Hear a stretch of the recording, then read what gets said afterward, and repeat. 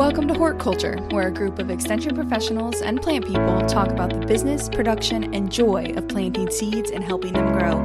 Join us as we explore the culture of horticulture. Hi, everybody. Hello again. What up? What up? Hello. Can I have a not so humble brag on Yes, here? by all means. Listen, Go. Shoot. my lemon tree, she be producing. Wow. And I now have so many lemons. I tried to space them out. Like, I've been harvesting them, right? And just like letting them hang on the tree and different stuff. But they're so ripe now, they're just falling off the tree when I like accidentally bump into it. So now I have huge bag of lemons. So is this like in a greenhouse or inside your home? Where's this lemon tree This at? is currently, she is in a stock tank in the greenhouse. Gotcha. Stock tank on a cart in the greenhouse. This is So- the one that Really very you took happy. custody of from a person, right? That you, Yes. She has been mine for about 6 years-ish. And Oh, wow, I can't believe it's been that long. I know, I can't either. I thought about that. Not that Maybe long a little ago. bit longer because it went through at least one winter in another location. So, but yes, it was brought with a friend from Colorado, and she brought it to Kentucky and had it in a greenhouse in Kentucky. And it was in the stock tank when I got it. It's probably not really grown, but she be producing some lemons. Super Damn. happy. She also has scales, so I'm not that great of a citrus grower because it also has insect problems. But lots of lemons. I made a lemon cake yesterday, and I was like, all right, I'm gonna make a lemon cake. It used all of like 2.5 lemons. I'm gonna need to make a lot of cake. You're going to have a lot of zest on hand at some point. You should make limoncello. Well, Yes, I you looked into should. that, and you can do it, but like the Meyer lemon I grow is a thin skin, and so they usually recommend a thick skin because there's less white pith involved. But I might do it anyways because I have a lot of lemons. I would do it anyway. I mean, make lemonade. You know, this But then I winter's need been to tough. I'm like, do I just juice those lemons and freeze the lemon juice Hmm. if I don't have an immediate use for it? Because once you take the skin off, The clock is ticking. I know it's 2 parts here. Would you say that you had an aspiration to grow lemons at some point, or is this more of an issue of worlds collide, things happen, Victim of your you're a own plant success, person, so it yeah. makes sense? I think I didn't really realize it was a possibility until I met somebody with a greenhouse, and then at that point you're kind of like, oh well, I'll never have a greenhouse. That would be really cool, and I would love to do it, but that won't be me. It's not my life, and it became it. So it's a mix of both. Your whole Like, personality. So I never don't want to grow a plant. I feel like. I feel like figs are maybe in your future as well. All these things. Oh, totally. Yeah, I could see that. I could see it with you. Well, some people they'll like see something somewhere and they'll be like, "That's what I want to do." Like at some point in my life, I am going to grow a lemon tree, or like there'll be people who ask me, like, "Oh, did you see bonsai in Karate Kid, and then you wanted to do that for forever?" And I was like, no, because until the first time that I was asked that, people find out that a lot of people say that. But the first time I was asked that, it reminded me that was even a part of the plot of Karate Kid 2, Yeah, I wouldn't maybe. have thought about it from Karate Kid, but yeah. That's one of the first things I think about with Karate Kid. I don't know why.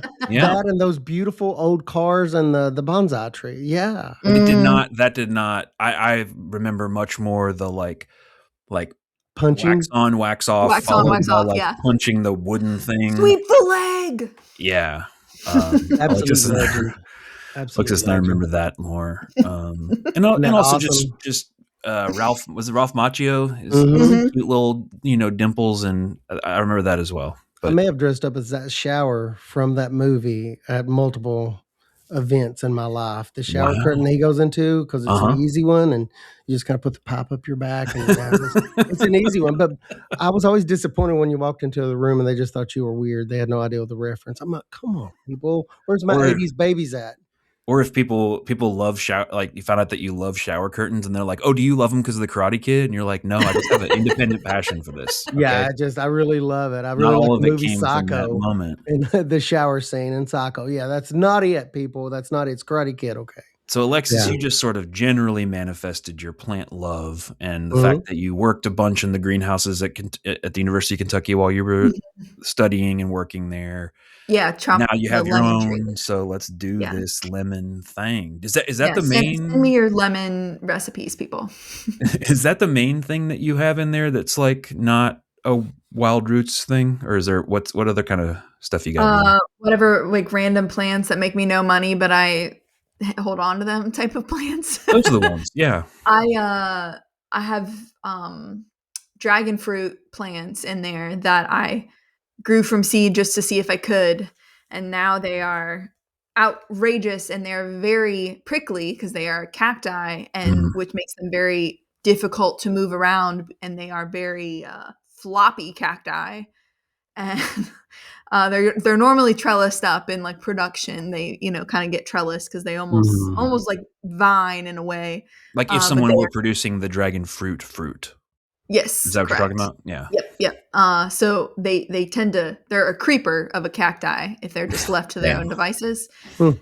And yeah, therefore it's like creeping out of its pot. So there's like these huge, very prickly cacti. And so every time I go to move the flat they're in, I get stabbed.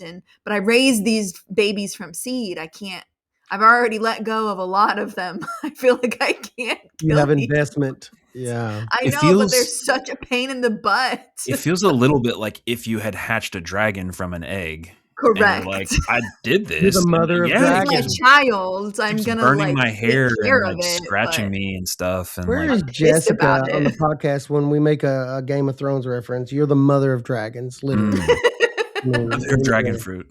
Mother yes, of mother dragon of dragon fruit. fruit. We should have a whole special or a comment section dedicated to what's in Alexis, what random plants are in Alexis's greenhouse, unintentionally or intentionally, and just make it a kind of a guess segment where you guess on what it may be in there. I'm guessing like jade plant somewhere's in the corner, like some kind of jade tree. I mean, I'm seeing Well, some things so emerge. there's the house plants, then there's the Oh, okay. I Okay. call it the propagation house because it's like, yes, it's technically a greenhouse, but I'm Justification. predominantly using it for the times when I'm propagating plants versus like when you think of a greenhouse, you think of year round plants are in there. In the summertime, I close it up, nothing's inside. It's just too high and I don't deal with Mm. it. So it's a propagation house. And all my house plants are in the house except for the dragon fruit and the lemon tree because I can't fit it. Yeah, I was gonna say the dragon fruit and the lemon tree are size considerations. Is that the main? Yeah, size as well as just like I don't want to bump into it in the corner in my pajamas. Because the Yeah. lemons might fall off. Yeah. No, I'm just teasing. The dragon. For fun. So yeah, we were segued in, and then I was just mainly curious what you were keeping in that greenhouse. But Well, that kind of is it, though, isn't it? I mean, how did Alexis get here? yeah, I what mean, what how do happened to you as a I child? I mean, Well, the what aliens dropped me off. what in your formative years led you to a greenhouse and You see, dragon on my fruit? planet, we do not have chlorophyll. We do not have green. How do we get Oh, here? But the idea of like, okay, I saw this in a movie when I was a kid. I think a lot of people have that experience, and they may want to. Mhm. mhm. It may inform what you want to do with your career, with your life in general, Mhm. or it may inspire you to take a trip somewhere. Like, I really Totally. want to go see the Alps because I saw them in a New movie. Zealand because I watched The Hobbit. Right, New Zealand, Absolutely. and so I was curious, and I sent a text out to the pod squad to think about like, okay, what are some pop cultural references or experiences that you had as a kid that you think like maybe not impacted your decision to be a plant person, but they have like a distinct plant component that you're like, oh, that's pretty cool. And I really like that. Or even you just remembered it could have, maybe it terrorized you. Yeah. Whatever variation on Need that me you see wanted. more? And I was just curious what was going to come, what came to mind. And, our lifespan, I think we spent time as children in the 80s, 90s, and early 2000s, like as a group here. And so that's the time period we'll be reflecting on. So you won't get any, 1920s references No. as far as I would expect. I Unless actually you're have a channeling 1950s reference, but other than that. Okay. Well then. Yeah, and you say we're talking about, I guess today, Brett, pop culture. Is that correct? Not necessarily our natural lived-in environment or growing up. We're just not necessarily the academic journals we were reading as no, children. Some as sort of an media 8-year-old. or not like, grandma had a beautiful dogwood, or like one Yes, of your other crazy folksy it's the stories that makes junk me we used to realize how watch. hollow my childhood was, Ray. Yes, we're talking We're looking Saturday for a morning shared, cartoon. like, remember that movie that was out? And you had some good ones, Ray, that you texted back almost immediately. Yeah, I mean, I was thinking about from the books you read to the shows you watch and cultural references that you see. But we were talking a little bit about the show before before we started recording today, to see what kind of content we had. Yeah, there's some things immediately popped out, and one of the first things I thought of as we were talking, as far as just being aware of plants, as far as pop culture, and I consider literature pop culture. One of my favorite Yeah. It things. doesn't have to be visual media. Yeah. I've got books as well. Okay, Could be, some of us are also into fairy books. tales too. Alexis all of a sudden she chirped up. I mean, she's here for it. I knew Alexis would be. There will be books as well. I tried to think of the books that I loved as a child, and one of my first series box sets I ever read was like Little House in the Big Woods.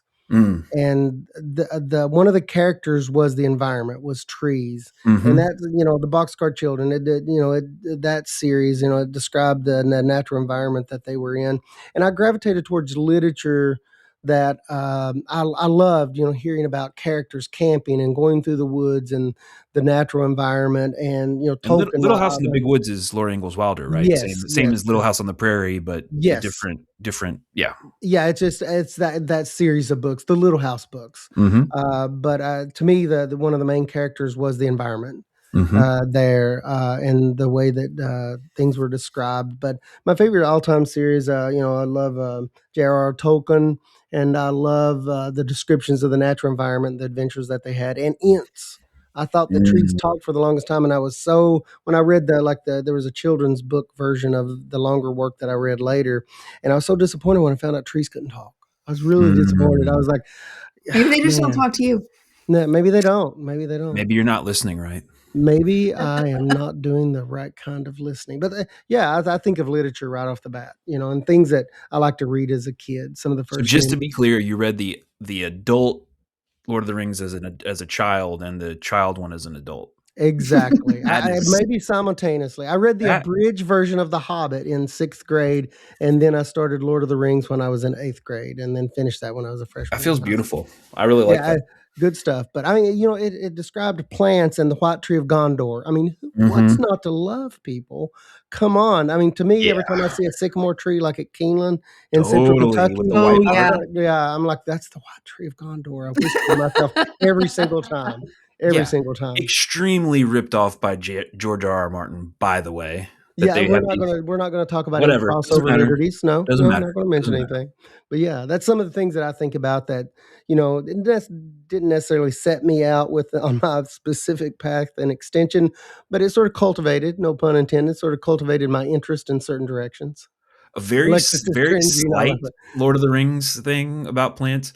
I remember when when the Fellowship arrives, starts hanging out with the elves, and the elves have, like, in the movie, it's like chard that the hobbits are like, what the heck is this? Like, I'm more of a tater guy, and this is like some kind of leafy green. I remember thinking that was really funny, and also like, hilarious. Oh yeah, I haven't seen a lot of leafy veg in the Lord of the Rings so far. No. Well, there was my favorite. We don't know what that is. One of my favorite quotes from The Hobbit, when I'm like out eating salad or something with someone, and I'm just like, I don't like green food. Yeah, and you can identify the people that's your people in the room when they look at you and they're like, yeah. Tolkien famously said, one of the main themes, and I think I sent this to you, Alexis, and I love it because he said his hero in the book, I mean, and it was a famous interview, I forget, with the BBC or whatever, years and years ago. was that his main character, the hero of the book, was Sam, and he was a gardener, and he kind of did a reflection between growing things and a mechanized war, the wars that were going on, and kind of in the industrial things going on at that time period. But his hero was a gardener, and that was a very important theme in those books. And I always thought a lot about that. Once I learned that later on, I was like, yeah, horticulture. Yeah, I was like, winning. Yes, yes. So winning.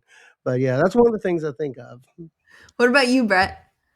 I was going to ask you next. No, I want to know yours next. Brett's like, I was not prepared for this. Well, and we all have multiples, so we you can do. just do one, and we'll just round table it. Yeah, well, I'll go in a different. I'll go in a different direction than either books or movies, and talk about in video games. So in Mario, it's this character that's like it's like a plant that like can chomp and bite, and it kind of has some similarities and carryover with the Rocky Horror Picture Show kind of energy of like this idea of carnivorous plants or of and I don't remember feeling like afraid of them necessarily. I remember feeling like, ooh, I mean, obviously I avoided it because I wanted to win the game, but and otherwise, like it was a lot like Mario 64, 1964 from the Nintendo 64. All of the other things were kind of flat, flat plains, and it was green because it was grass. But that was this that was one that came to mind, and then another one that came to mind was the rose from Beauty and the Beast. Oh, under the glass thing. Yeah. It's sort of got this magic about it. It was declining. Yeah. Symbol of senescence and the passage of time and the magic of regrowth. And I thought that was a pretty impactful one as far as it didn't necessarily make me want to grow roses per se, but it cued me into that magic plant cycle. Yeah. And you, Alexis?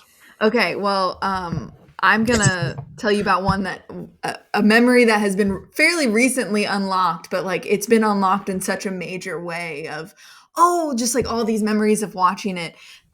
It's a movie called A Troll in Central Park, and it's from like 1994. Wow. And it's an animated movie. And so this troll is just this sweet little troll. His name is Stanley, and he has a green thumb, and it's like visibly green. He's magic, right? And so he can actually grow. He like pushes his thumb down on stuff and grows flowers and like all kinds of stuff everywhere. And so I have once that was like unlocked in my brain, I just think I have all of these memories of just sitting down and watching that movie on VHS.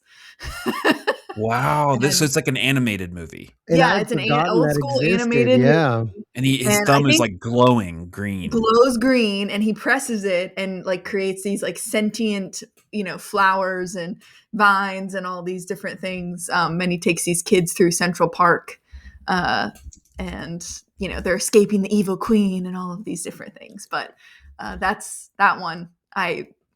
It's like it's so I'm like, I feel like I am Stanley now, or I get to try to be Stanley now. Literally, I mean, yeah. The vibe of that is reminding me of another one that you mentioned earlier of FernGully. Yes, FernGully is also on my list.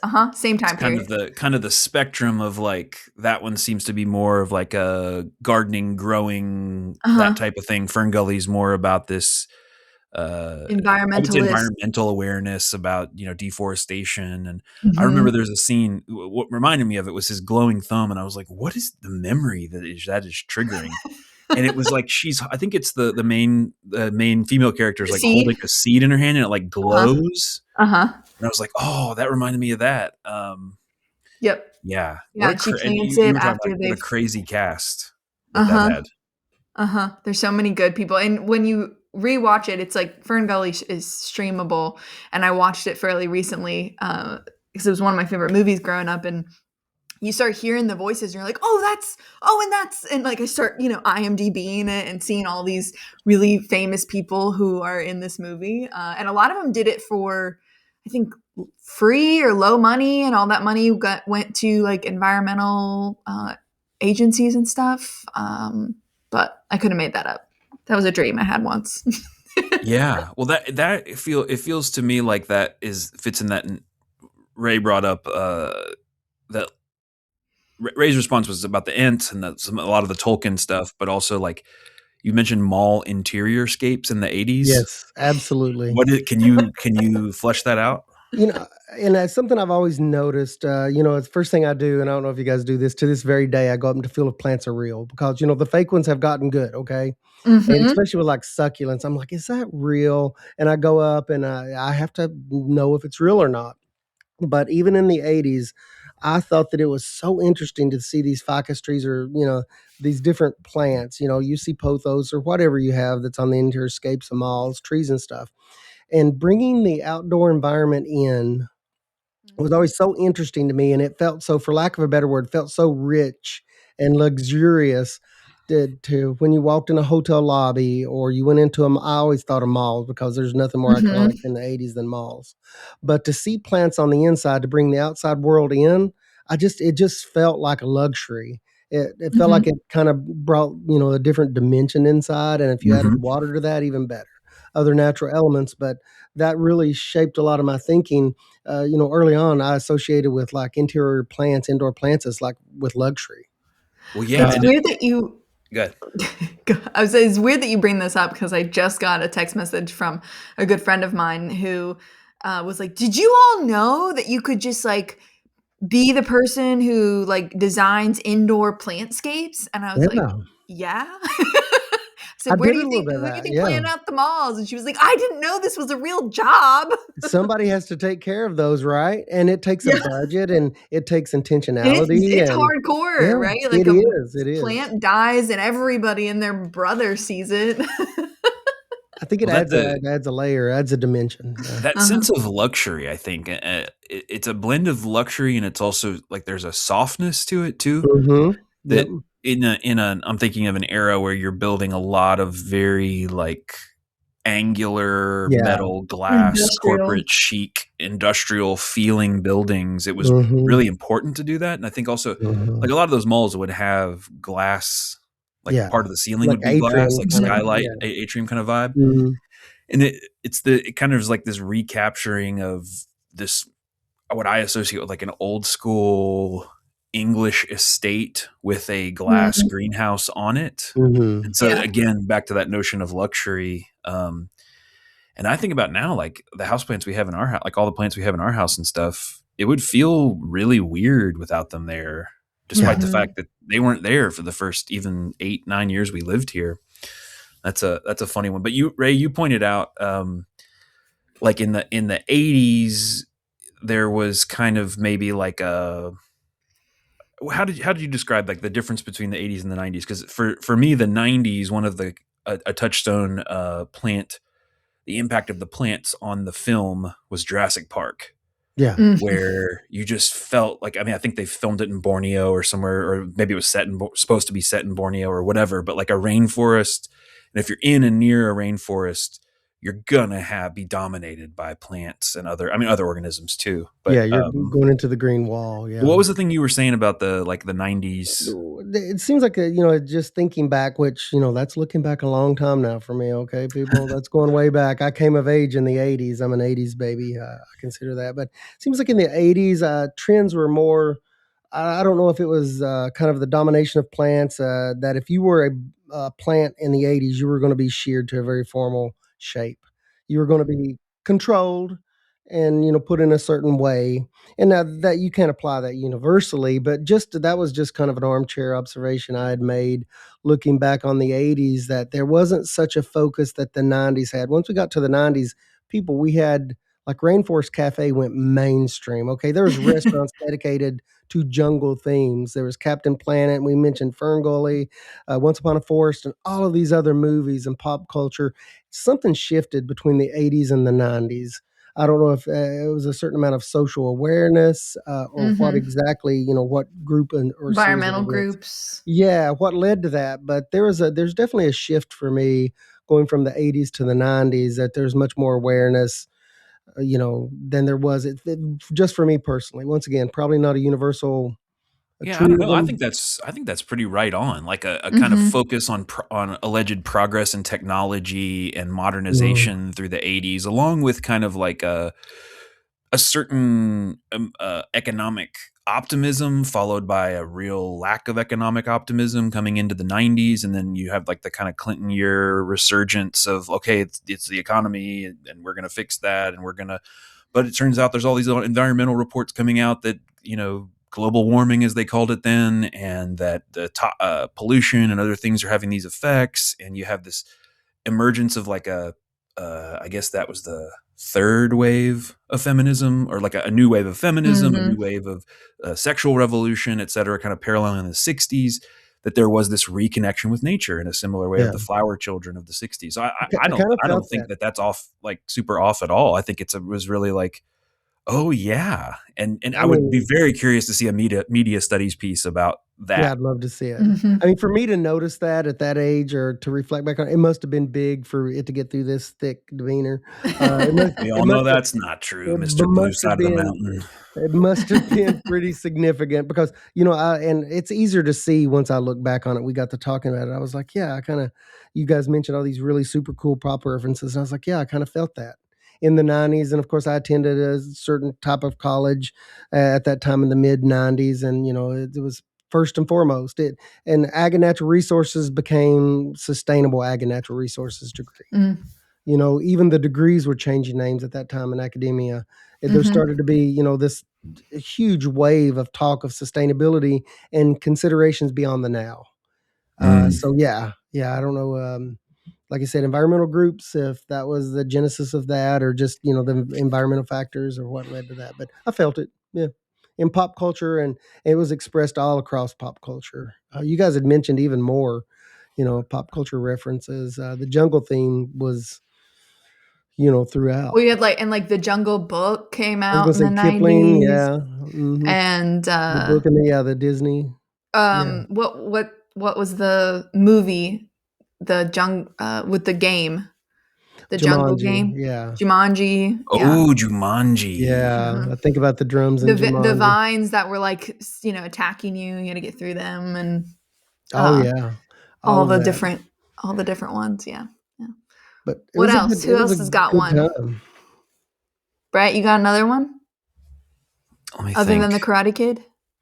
Yeah, you mentioned the Karate Kid, which set me on my path to become a bonsai guy. Which, Brett, did I hear you right when you said, "Oh, I didn't really think about the bonsai much when I was watching Karate"? Did you just say that? I did not even remember that it happened. Absolutely shocked. There was because like in the first one, it's like this tool of discipline, or like this tool to demonstrate discipline and peace and whatever. And I think in the second one, one of his bonsai gets stolen.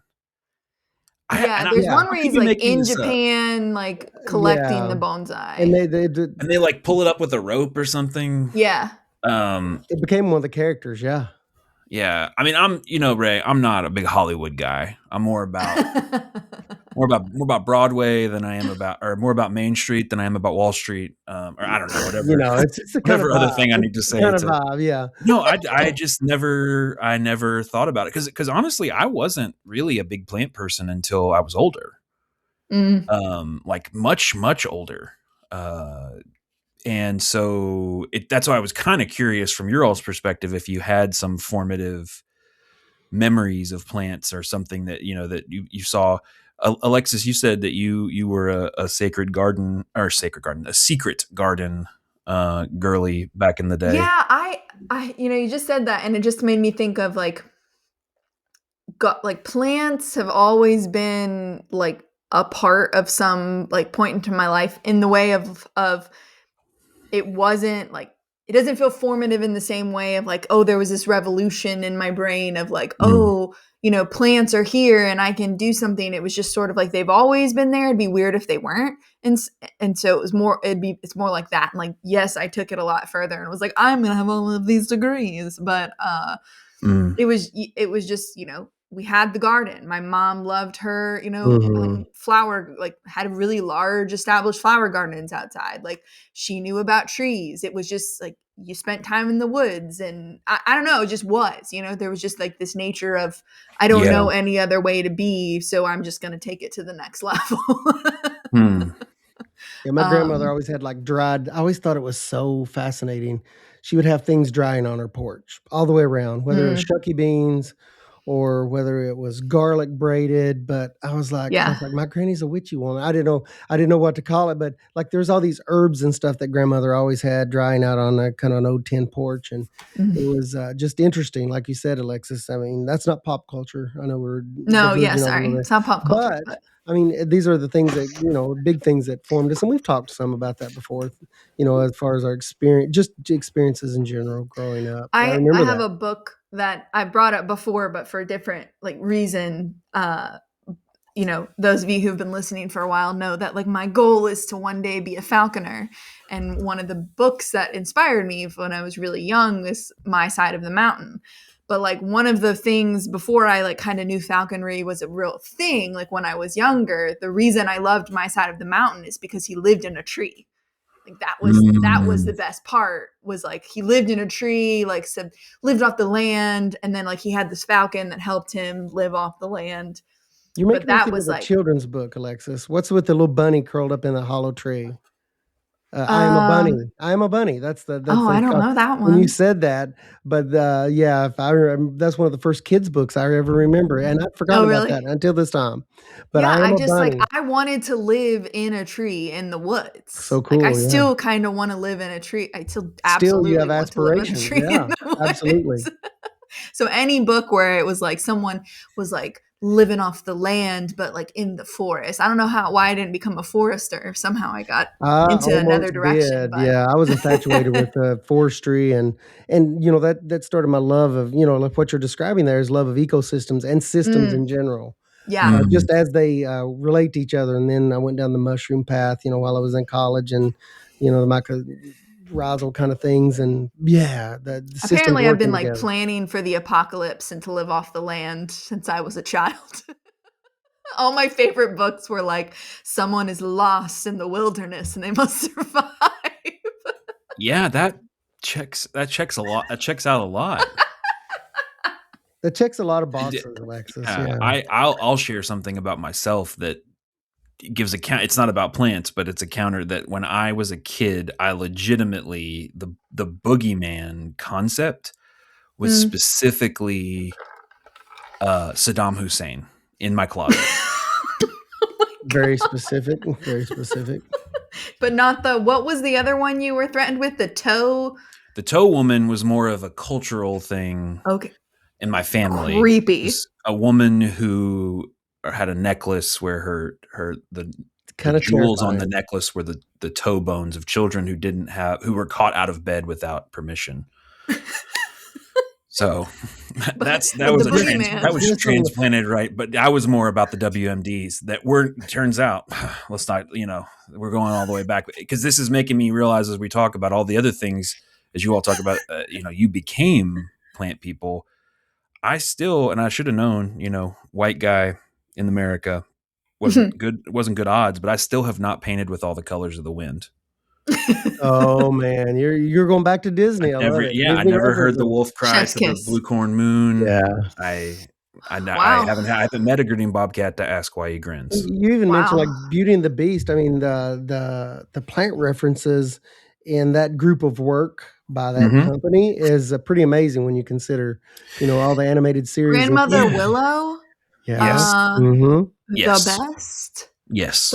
It doesn't get better than Grandmother Willow. So I was like, powerful. oh, that's the Entwives. I thought immediately as a child when I first saw that. I thought that's the Entwives, and no, it wasn't. Unfortunately, I was dashed. So okay, here's a little side quest question for you. If you could have an ancient tree spirit whom you could go and seek for counsel or just hang out and vibe with or whatever, movable like an ent or not, either way, what species do you think you would pick that you would want that you would want for your spirit homie to be? American Beach. You're obsessed with it. Not a tricolor. I mean, first of all, can you blame me? Second of all, the American Beach is like the bark, the skin. Like I could just see like the creases of the ancient wise, and it's very ghostly in the spirits. woods. Like It looks like a spirit. Yeah, and in the winter time, it just like holds on all of its leaves, so it looks like a little ghosty. Mm-hmm. I feel like you judged me right there for that, So but I'm gonna let it go. no, I'm saying let's get one planted because that's like you want to get one planted, and I'm like, My if you 2026 want, goal. let's get it in the ground so that your tree homie can start taking root. Literally. Yeah, literally. Walk in the garden and plant a seed. We've not even talked about music, by the way. What was that? I veered off there. Walked in the garden, planted a seed. That's lyrics, but yeah, I digress. Let me I forget what that song is. something about peaches and shaking a tree. Yeah, The well, watermelon millions of crawl? peaches What? for free. That's a different song. Yeah. Watermelon crawl. The watermelon crawl that features a plant that prominently features a Sorry, I'm a horticulture thing. horticulturist, so watermelon. I love the fact that you immediately went to watermelon crawl. I did Watermelon not crawl? see that coming. Wow, yeah, I kind of did. it's a good outside guess. That's a sort of 90s country We anthem went from for ethereal, beautiful, ghostly beech trees to crawling. taking the watermelon stance crawl. against impaired driving, might I add. Yes, absolutely, yeah. Well, what's your Drink, don't tree, drive, Brett? the watermelon crawl. I don't want to move on without What's knowing your your ancient tree. spirit Yeah. tree? Well, I don't know. Should we be so I'm kind lucky? of looking for good ideas. I think a hemlock could be really cool. Yeah. I tend to be like an evergreen kind of guy. Like Suga. Willow is a Cannabis. really good shout for one. Obviously, for the was it Mother Grandmother Willow? Willow. Grandmother Willow. Grandmother Willow. That's a really good shout. I don't know. Do you have one, Ray? I'd probably have to go back to sycamore. I mean, just because I absolutely that's love right. the That's right. bark You on said that. And that. the white, it's the white. I love that on that. It's very Well, all the crazy branch angles on Yeah. sycamores are and also the just exposure in the insane. wintertime. And it's got little balls that can fly down and hit you in the head. I mean, it's great. It's wonderful. Idiot. Why did you do it's like here, it has projectiles it can throw at you. Absolutely. Alexis, absolutely. Yeah. If Josh were here, he would say like a bur oak or something. Probably Probably. some Or very chinkapin fun and oak. functional. Yeah. Yeah. I'm trying to think. That's a tough one, Brett. Yeah, good question. I feel like I want one that's like a little more zany. You know, I feel like an oak tree or like a sycamore. I mean, not a sycamore, a redwood or something like that is sequoia. It's a little too obvious. It's a little like on the nose. Yeah. Cool. Like that's why I like willow as an option. Maybe a sneaky understory tree. A ginkgo would probably be ancient wild. Tree. Yeah. It'd be like I'm dropping all my leaves. Imagine grandmother ginkgo throwing stinky fruit at you and just be like, you idiot. Yeah. You fool. People that we don't like, we claim their spirit tree as Bradford pears. Don't put that you on are anyone. Giving Bradford pear tree spirit right now. Negative energy. Let's just say.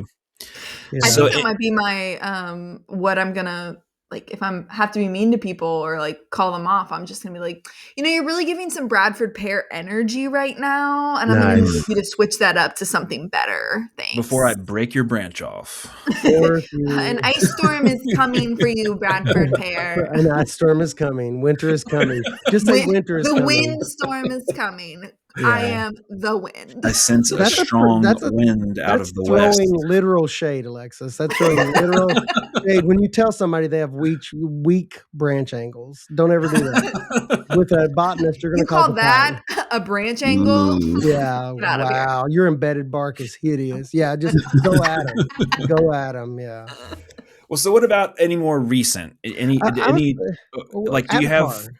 Avatar. How do we forget Avatar? Mm-hmm. That's a systems movie. You guys mentioned trees, Brett, and I haven't watched the latest Avatar. There's a third one, but the first and I haven't seen either of those. Like sequels. The original one was, prominently featured the forest and how the forest interacted as a one singular system. Yeah, in there was a mythology of Gaia, this overarching entity, but it basically was a forest system, an ecosystem where things are interconnected. But that's more modern, I was thinking. Yeah. I kind of saw that as like a blend of forest and fungal.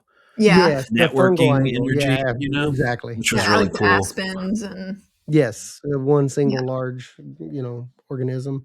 I was trying to think in more recent. I'm trying to think. One of the movies you talked about, like the the environment being a big part of the movie or of the whatever. One of them that I go back and watch regularly, not for the plot, but just because of the feel of it, including a lot of trees and plants, is The Revenant.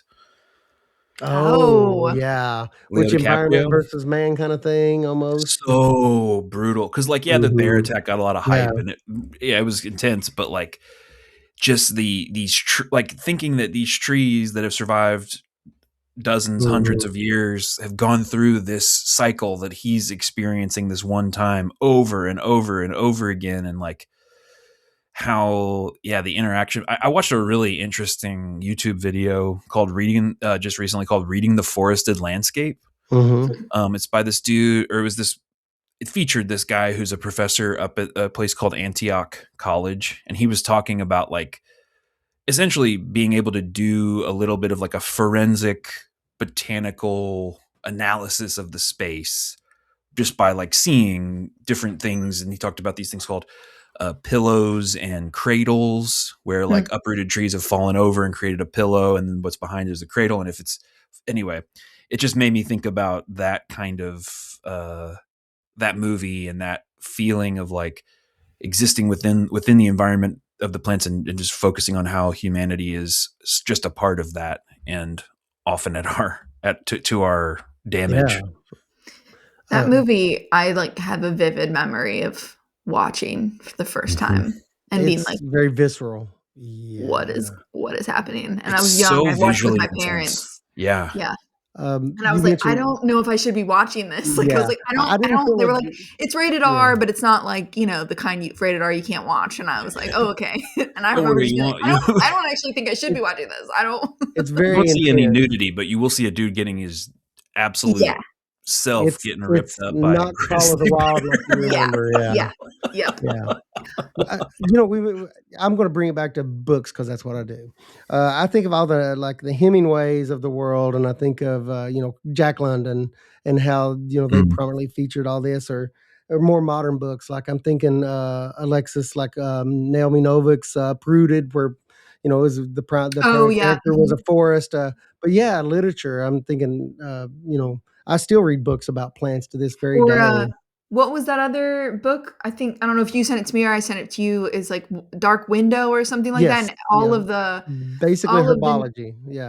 All of the names in the book were Latin names for plants. Yes. And if you knew enough about plants and how they're related, you kind of figured out the end, because she paired these families. They have two different last names, but they were both in the same genus, and you figure it out in the end, because you're like, wait a second, these are, and I was it was so brilliantly done for it didn't ruin anything for anybody, but it gave plant nerds a little extra. Ooh. I know, that's definitely inside one of those, track on figuring it out. It's so specific. It felt like a niche book. In other words, yeah. And I think all the magazines, and I'm really dating myself now, is I think about all the actual real world physical magazines of Mom used to go to these flea markets. She knew that I loved old magazines, old and new. It didn't matter if it's National Geo or Good Housekeeping or Southern Living. I loved to look through magazines. One of my favorite things was all the cottagecore stuff. All the cozy looking log cabins with plants on the inside and dried lavender bunches. It's that kind of vibe you got going on. I think of all the magazines. I guess the equivalent now would be all the digital, formats that everything's in. Pinterest. Pinterest basically. Yeah, I get on there all the time. I'm looking in for my intensive square foot gardening stuff. But yeah, and I love the fact that social media has brought a lot of this stuff, elevated it back.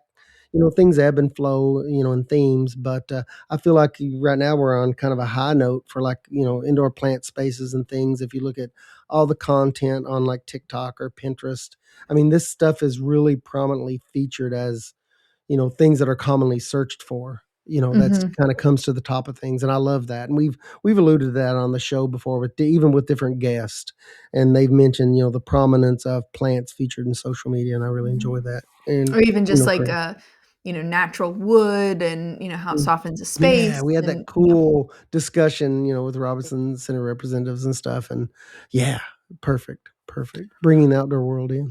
Well, hopefully we've unlocked some memories for you people. if you're the troll in Central Park, and I'm immediately gonna figure out I have to go how I back can and own watch it that now, because I Alexis. need I to watch it. barely remember that, and I love the fact you brought that up because now I need to. It's bugging me that I can't get that completely formed in my There mind. was It's another one that awesome. came out at the same time that was also like featured around Central Park, but like not planty. But it was like dinosaurs, I think is what it was called, or something dinosaurs. Mhm. Yeah. So I'll Not the same one. Yeah. it's not the same one, but it all came out like this. I remember I had all those VHS at like the same time, and I just cycled through them. Yes, I'm so sad I got rid of most of my VHS collection. I am so sad. I want them back so badly. So if we have any clear omissions how can these morons not have thought of this And one? there are plenty, I'm sure, and we want to know about them. Please leave a comment. Send us a comment or leave a comment on Instagram on one of our platforms and let us know. And if we get enough of those, we will do a second episode, an episode 2 featuring all of our errata about the terrible omissions that we made, along with everything else that we think of between now and then. I've already thought of a couple, but I won't spoil it. Jessica probably has some really good ones too, Oh, so she would have. Yeah, we'll have to for bring them sure. out. Yeah. Yeah. Awesome. Well, we appreciate you guys being here, listening. Leave us a review with what we forgot when you leave us your 5 stars. Hopefully, go watch some good movies or read some books that channeled you into the plant life, the plant lifestyle. But we appreciate you being here, and we hope you join us next time. Have a great one.